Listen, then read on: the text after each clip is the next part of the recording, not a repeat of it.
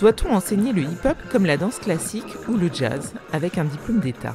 Ici, à l'espace culturel 104 Paris, professionnels et amateurs du genre ne sont pas tous convaincus. Dans la culture hip-hop, on sait les professeurs vers qui on va aller si on veut apprendre. On sait ceux qui sont un peu plus bancals. Donc du coup, je trouve qu'il n'y a pas besoin. Il n'y a pas besoin d'un DE. La culture hip-hop, c'est une culture, c'est pas juste une danse. C'est pas genre, ah, je fais du hip-hop, donc je suis hip-hop, c'est une culture. Il y a déjà des formations, donc donnez-leur ces accréditations à ceux qui ont déjà les formations. Pourquoi aller créer des nouvelles formations? Je comprends pas.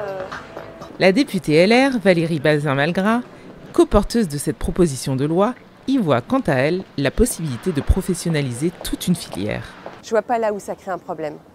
On propose juste à ceux qui le veulent de se professionnaliser, de pouvoir entrer dans les concours de la fonction publique, pouvoir se reclasser lorsqu'ils n'auront plus envie de travailler dans la danse. C'est une sécurité, la sécurité des parcours des danseurs.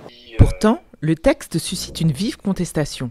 2 collectifs de professionnels ont exprimé leur rejet en lançant une pétition qui compte plus de 22 000 signataires. Cette pétition a été lancée pour montrer à quel point notre culture influente parle à énormément de générations qui sont tous contre ce diplôme, de un parce qu'il n'y a pas assez de détails, il y a beaucoup de flou sur tous ces textes de loi et on sait très bien qu'une fois qu'une loi est votée, on peut y faire entrer ce qu'on veut et aujourd'hui il y a trop de flou sur trop de sujets. Le hip-hop n'est pas la seule discipline concernée.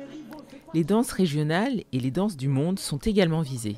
Un décret du Conseil d'État doit prochainement définir les conditions d'application.